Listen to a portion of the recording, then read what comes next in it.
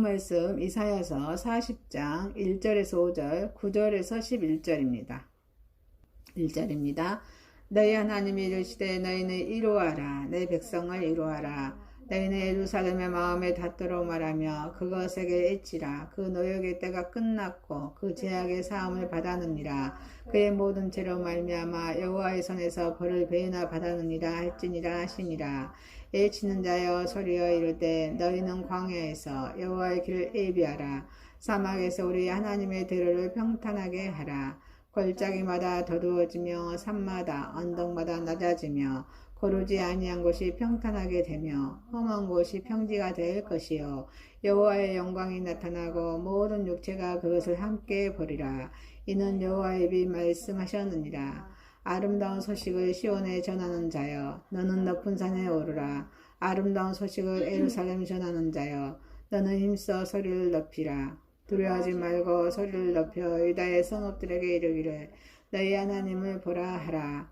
보라, 주 여호와께서 장차 강한 자로 임하실 것이요 친히 그의 팔로 다스릴 것이라. 보라, 상급이 그에게 있고 보응이 그의 앞에 있으며 그는 목자같이 양떼를 먹이시며 어린 양을 그 팔로 모아 품 안으시며 젖먹이는 암컷들을 온순히 인도하시리로다. 아멘.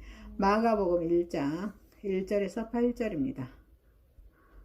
1절입니다. 하나님의 아들 예수 그리스도의 복음이 시작이라. 선지자 이사야 그래 내가 보라 내 사자를 내 앞에 보내노니 그가 내 길을 준비하리라. 광야에 치는 자의 소리가 일세 이르되 너희는 주의 길을 예비하라. 그의 오실 길을 곧게 하라. 기록된 것과 같이 세례 요한이 광야에 이르러 제사함을 받게 하는 회개의 세례를 전파하니 온 유대 지방과 예루살렘 사람이 다 나아가 자기 죄를 자복하고 요단강에서 그에게 세례를 받더라. 요한은 낙타털 옷을 입고 허리에 가죽들을 띠고 백두기와 석청을 먹더라.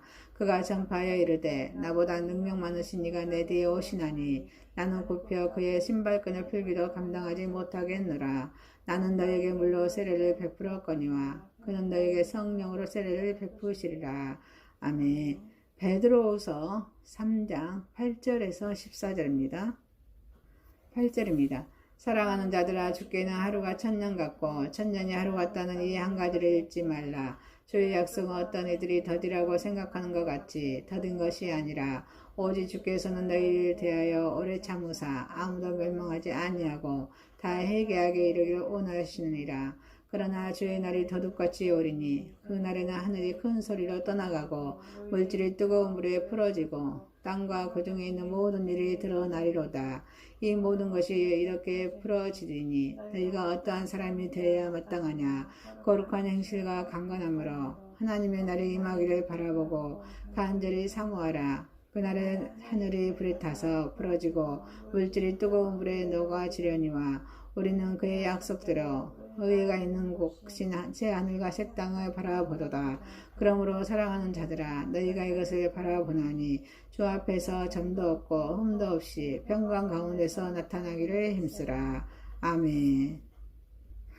이사야서 40장 1절에서 5절, 9절에서 11절, 마가복음 1장 1절에서 8절, 베드로 3장 8절에서 14절 말씀으로 제목은 메시아의 통치와 소리, 그 재림이란 제목으로 은혜를 받고자 하겠습니다.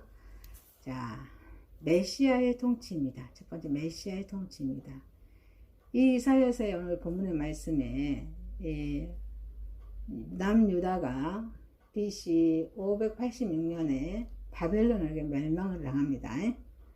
그래서 바벨론 포로로 잡혀간 그런 유다 백성들에게 그런 해방의 아름다운 소식이 선포되는 말씀이 오늘 본문의 말씀입니다.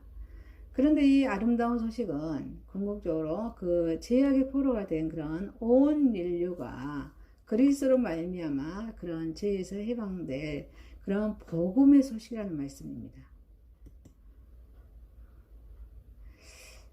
그래서 이 본문의 예언이 유다의 회복을 말하지만 더 깊이 들어가 보면은 에덴 동산에서 이런 그런 하나님의 나라의 그런 회복을 말하는 것입니다. 그래서 이 이사야는 메시아가 다스릴 그런 나라의 성격과 그가 와서 취할 일, 그리고 그 나라를 위한 성도들의 준비에 대해서 오늘 본문에서 이렇게 말씀해 주고 있습니다. 도리어 메시아의 통치를 위한 저와 여러분의 그런 준비입니다. 어떻게 준비를 해야 될까요? 도리어 메시아의 통치를 대비해서 저와 여러분은 준비할 사항은 여러 가지가 있겠지만 이 이사야의 본문에서 한 가지를 추격한다면, 자, 한 가지 안에 모든 것이 포함될 수 있기 때문입니다. 그래서 이 메시아의 그런 통치를 세상에 선포하는 것입니다. 아니십니까? 선포하는 것입니다. 자, 요나는 다른 말을 안 했지만 그 하나님의 심판을 이야기함으로써 그런 느니웨의 사람들을 하나님의 구원에 이르게 하였습니다. 자, 아름다운 소식을 시온에 전하는 자야, 너는 높은 산에 오르라. 성도들은 도리어 하나님의 나라를 보다 멀리 전하기에 보다 높이 올라가야 합니다. 그래서 너는 힘써 소리를 높여라.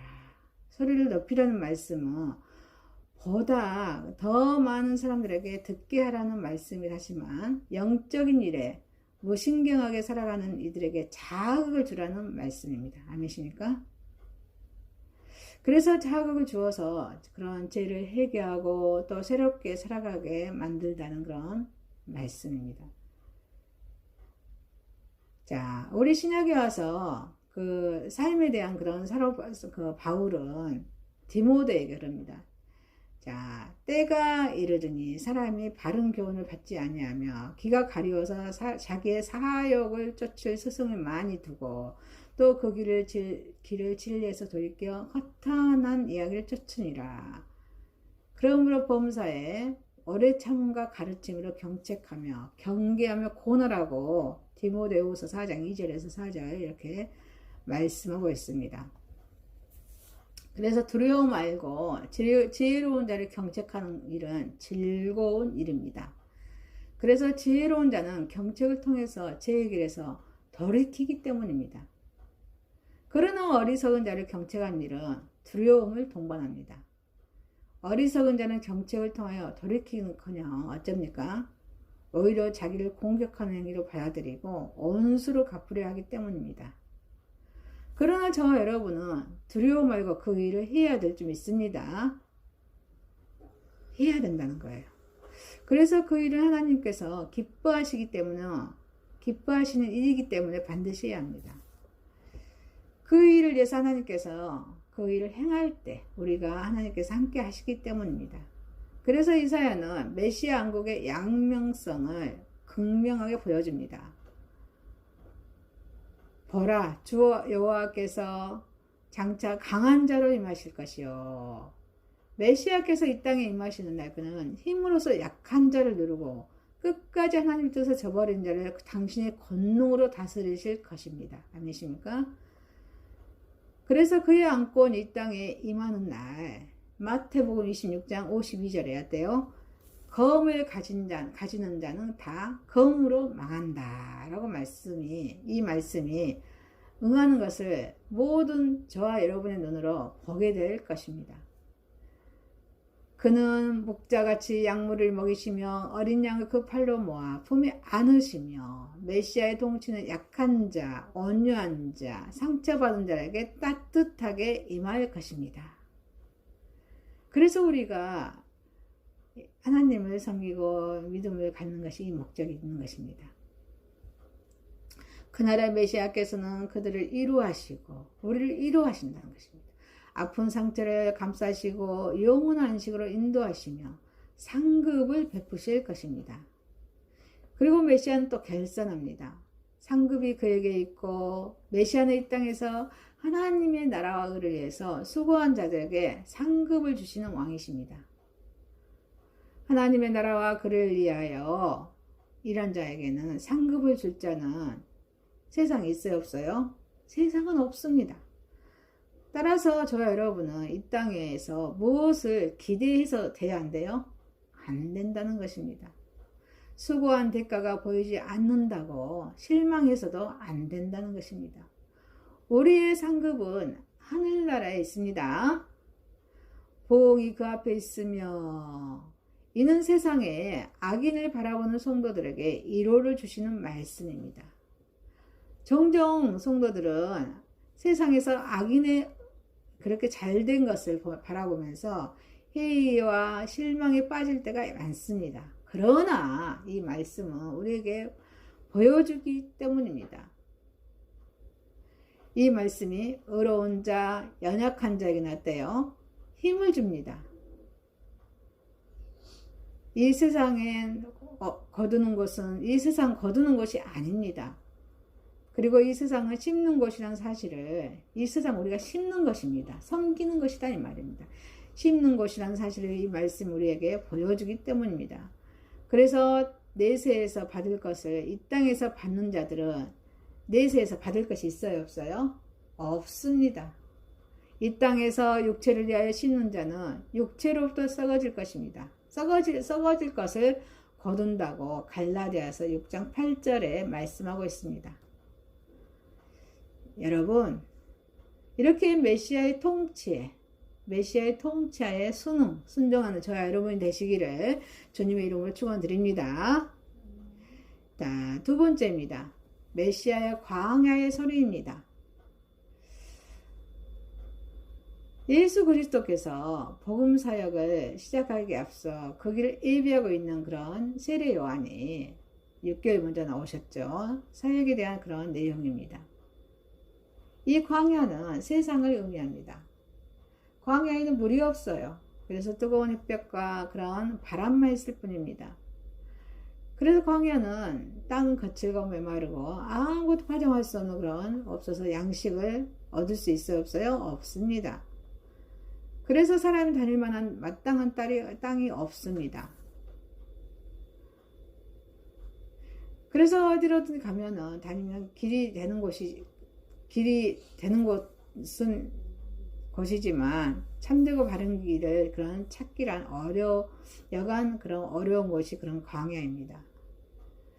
나그네가 쉼을 얻고 안식을 누릴 수 있는 목적지에 가기 위해서 길을 걸어야 하지만 그 길은 쉽게 나타나주지 않습니다. 이렇게 광야는 나그네를 현혹하는 그런 신기루와 그런 뜨거운 죽음의 바람만을 가지고 나그네를 속이는 것이 그런 광야입니다. 어디로 가야 할지 어디로 멈춰야 할지를 판단치 못하게 합니다. 이런 광야의 모습이 세상의 모습입니다. 예수 그리스도가 없는 그런 세상, 사람 말하죠. 그런 모습이라는 것입니다. 이 세상은 거칠고 메마르고 황폐합니다. 어느 누구나 진실된 바른 길을 가르쳐주지 않습니다. 영원한 생명으로 인도하는 생명의 길의 안내자가 없습니다. 혼돈과 물질서, 재앙만이 그 광야에는 있을 뿐입니다. 이러한 광야에 하나님의 소리가 들려옵니다. 그 소리는 거친 광야에 생명을 심는 소리였습니다. 하나님의 축복이 있습니다.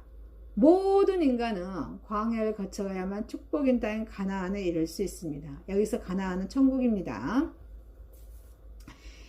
그러나 인간의 힘과 능력으로는 그 거칠고 메마른 죽음의 땅을 헤쳐나갈 도리가 있어요 없어요?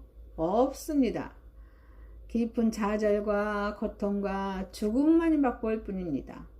광야를 행하는 자들에게는 자, 시편 78편 52절에 자기 백성을 양같이 인도하여 내시고 광야에서 양떼같이 지도하신 그런 하나님의 절대적인 인도하심이 필요하다는 것입니다.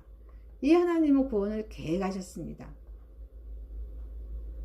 그래서 광야에서 반석을 쪼개시고 그런 맑은 시원한 생수를 흐르게 하셨다고 그런 시편 78편 15절 16절 말씀하십니다. 그리고 굶주린 백성에게 만나를 주셔서 배부르게 하셨다고 시편 78편 24절에 또 말씀하고 계십니다. 그럴 갈 길을 몰라 방황하는 모두에게 불기둥과 구름기둥으로 말씀과 기도를 행할 길을 인도해 주시는 분이라고 출애굽기 13장 21절 22절을 말씀하고 계십니다. 그래서 부패하여 악으로 가득 찬 이 세상에서 삶의 목적과 의미를 잃고 좌절과 고통 속에서 방황하는 우리에게 하나님 끊임없는 사랑과 관심을 가지고 저와 여러분을 의와 진리의 길로 행할 수 있도록 인도해 주시는 것입니다. 메시아 광야의 소리입니다. 많은 종류의 소리가 있습니다. 그렇지만 또 뜻없는 소리는, 뜻이 없는 소리는 하나도 없습니다. 광야에는 죄와 절망과 좌절로 인한 탄식의 소리가 높아가고, 또 길을 몰라 방황한 자들의 아우성과 진리를 배격하는 그런 자들의 무지한으로 인해서 혼란이 그런 가득합니다. 이제 광야 같은 세상에도 이런 진리와 그런 질서를 회복해야 하고 또 빛과 생명으로 인도하는 소망의 소리가 필요했습니다. 그래서 제3에 대해서 소리를 쳤습니다. 세례 요한은 복음의 그런 제3에 대한 사실을 전파했습니다.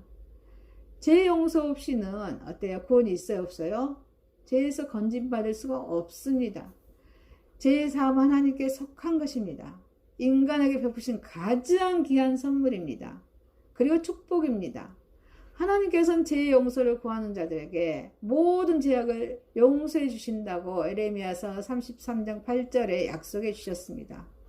그래서 광야에 있는 세상 사람들에게 회개를 촉구했습니다. 그래서 세례 요한은 죄 가운데 깊은 오염된 백성들에게 이런 죄 사함을 얻기 위해서 회개를 촉구했습니다. 죄를 회개하는 것이 하나님의 사함을 받는 그런 첫 번째 그런 전제 조건입니다. 그래서 성경 66권이죠. 구약이 39권과 27권이죠. 66권은 하나님의 말씀이죠. 성경은 말씀하십니다. 사도행전 3장 19절에 너희가 회개하고 돌이켜 너희 죄 없이 함을 받으라 말씀하십니다. 진정한 회개란 자신의 죄를 자각하고 하나님께 고백할 뿐 고백해야 되고 또 심령으로부터 새롭게 변화되어서 죄에서 돌이켜서 하나님께 속한 생활을 해야 한다는 것입니다. 한 생명이 천하보다 귀하게 여기시는 우리 하나님께서도 지금도 인자하신가 용납하신가 길이 참으시는 풍성한 은혜로서 모든 죄인들의 죄를 회개하고 용서받아서 구원에 이르기를 기다리고 계십니다. 회개의 세례를 전파했습니다. 그래서 세례 요한은 회개에 따른 그런 죄 사함의 그런 증표를 세례를 받을 것을 사도행전 13장 24절에 전파했습니다. 그래서 온 유대 지방과 예루살렘 사람이 다 나와서 자기 죄를 자복하고 세례를 받았습니다. 그래서 예수님께서도 오늘 그런 본문에 세례 요한으로부터 세례를 받으셨습니다. 그래서 세례는 믿음으로 하나님의 백성의 일원이 되는 그런 의식입니다. 그래서 하나님께 순종하는 삶을 살기 위한 그런 세례가 그런 의식인 것입니다. 그래서 세례는 세상을 끊는 의식입니다. 아멘이십니까? 세상을 끊는 것입니다. 그래서 성만찬은 주님과 연합하는 의식입니다. 아멘이십니까? 여러분, 이렇게 메시아의 광야의 소리에 순종하는 저와 여러분이 되시기를 주님의 이름으로 축원드립니다. 자, 세 번째입니다.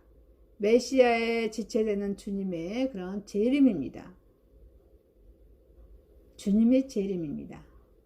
메시아의 지체되는 주님의 재림입니다. 자, 저와 여러분은 이 말세에 살아가고 있습니다. 이 말세에 살아가는 그런 위험한 현상 가운데 하나는 주님의 재림에 감각이 있어요, 없어요? 감각 없이 살아간다는 것입니다. 이런 현상은 주님의 재림이 지연되는 것에 기인하는 것입니다. 주님의 재림에 대한 그런 회의적인 생각은 자, 지금 현재 오늘날 그런 데도 있지만 오늘날 지금 현재 그렇게 회의적인 생각 갖고 있지만 이런 베드로 이 본문의 말씀에 베드로가 복음을 증거할 당시에도 똑같았습니다. 그래서 베드로는 주님의 재림이 늦다고 생각하는 신앙심이 약한 성도들에게는 주님의 재림은 늦은 것이 아니다. 거기에는 그만한 이유가 있다고 가르치고 있습니다. 메시아에 지체되는 주님의 재림입니다. 하나님은 시간에 제한되지 않습니다. 그래서 인간의 모든 삶은 철저하게 시간에 지배받습니다. 그렇죠? 그래서 모든 사람들은 인간의 그런 시간 계산법에 의해서 인생을 설계하기도 하고 매일의 삶을 계획하기도 합니다. 하나님께서는 이런 인간이 세운 시간법이 맞지 않습니다. 하나님께는 이런 시간법이 안 맞아요. 그래서 이 베드로는 말씀하십니다. 주께서 하루가 몇 년 같아요? 1000년 같고 1000년이 하루 같다고 말합니다. 그래서 모세도 시편 90편 4절에 주의 목전에는 1000년이 지나간 어제 같으며 밤의 한 경점 같을 뿐입니다 라고 이렇게 고백합니다. 인류 역사 가운데 아무 일도 아닌 것처럼 같이 사건이 하나님 앞에서는 1000년 2000년을 두고 계속됩니다. 저 여러분이 이렇게 주님의 재림을 손꼽아 기다리면서도 지치고 낭망하는 이유는 하나님의 시간법을 자신의 시간법에 맞추기 때문입니다. 저와 여러분은 하나님의 시간법에 자신을 맞추는 훈련을 해야 될 줄 믿습니다. 하나님은 길면 80년에 이르는 인간의 생명을 가리켜서 야고보서 4장 14절에 너희 생명이 무엇이뇨 너희는 잠깐 보이다가 없어진 안개라고 하셨습니다. 우리 인생의 80년 100년이잖아요. 그 안개, 없어진 안개이다 라고 말씀하십니다. 하나님의 시간법을 깨닫게 될 때 저와 여러분은 이렇게 생각할 수 있습니다. 시편 84편 10절에 주의 궁전에서 한 날이 다른 곳에서 천날보다 나은 저 악인의 장막의 거함보다 내 하나님의 문지기로 있는 것이 좋사오니 이렇게 고백합니다. 이렇게 고백한 시편 기자처럼 하루를 살더라도 하나님의 의와 영광 위에 살게 되는 것입니다. 메시아의 지체되는 주님의 재림입니다. 모든 사람이 다 구원받기를 하나님께서 원하십니다. 그래서 하나님께서 오래 참으십니다. 재림이 재현됐다는 말은 하나님이 인간에게 대한 무관심하거나 재림을 잊어버렸다는 뜻이 아니라는 것입니다. 하나님은 모든 인류가 다 구원 얻기를 원하시기 때문에 가능하면 좀 더 참고 기다리시는 것입니다. 하나님의 이러한 행위는 많은 불신자로부터 오해를 받고 또 악한 그리스도인에게 의해서 이용을 당하기도 합니다. 그러나 이런 하나님의 인내를 악용하는 것은 타당하지 않습니다. 재림의 지연이 곧 재림의 중단은 아니라는 것입니다. 재림에 있을 우리 최후 심판이 얼마나 엄격한지를 보여주고 있습니다. 지금 주님께 돌아와서 회개하고 구원 얻기를 고린도후서 6장 2절에 이렇게 말씀처럼 촉구하고 있는 것입니다. 아무도 멸망하지를 원치 않으신다는 것입니다. 하나님은 어느 누구도 심판에 이르기를 원치 않으십니다. 이스라엘 백성들은 하나님의 그들만의 하나님이며 모든 이방인들은 주님의 구원과 무관한 자라고 생각하였습니다. 이런 생각은 착각이었습니다. 이 구약시대에도 하나님의 선교 사역은 이방을 향한 바 있습니다. 아멘이십니까? 그래서 그 대표적인 신뢰가 요나 선지자의 선교 활동입니다. 요나가 느네웨에 가서 선교를 하죠. 하나님은 이렇게 이스라엘과 온수 관계를 맺고 있는 백성이다 하더라도 이스라엘 백성 어때요? 구원받기를 원하셨습니다. 하나님은 오늘날도 어때요? 인종, 언어, 성별, 지고 막론하고 누구라도 하나님으로부터 버림받는 것을 원하지 않으셔요? 원하지 않으십니다. 그래서 하나님께서는 지금도 그리스도의 재림을 유보하고 계신 것입니다. 자, 이 메시아에 지체되는 주님의 재림입니다. 마지막 시간에는 심판이 있습니다. 주님께서는 반드시 재림하십니다. 정말은 갑자기 옵니다. 주님은 모든 사람들이 구원받기를 원하시지만 적당한 기한이 이르면 반드시 재림하십니다. 그런데 어떤 사람들은 그 시기를 알아요, 몰라요? 알지 못합니다. 그래서 예수님께서는 비유를 가르치십니다. 당신의 재림 더욱이 주인 몰려 오는 것과 같다고 마태복음 24장 43절 이렇게 말씀하고 계십니다. 이런 생각은 여러 사도들에게서 공통적으로 나타나고 있습니다. 주님의 재림은 갑작스러운 사건이기 때문에 저와 여러분은 더욱 깨어서 신앙의 준비를 철저히 해야 될 줄 믿습니다. 하나님의 심판은 철저합니다. 그래서 본문의 10절에 베드로는 하늘이 큰 소리로 떠나가고 체질이 뜨거운 불에 풀어지고 땅과 그 중에 있는 모든 일이 드러나리로다 라고 10절에 말씀하십니다. 말세가 되며 하나님의 심판은 온 우주 만물에게 다 적용이 됩니다. 우주의 어느 한 부분도, 어느 한 생명체도 하나님의 심판을 피할 수 있어요, 없어요? 피할 수가 없습니다. 선한 자는 심판의 날에 주의 상급을 받게 됩니다.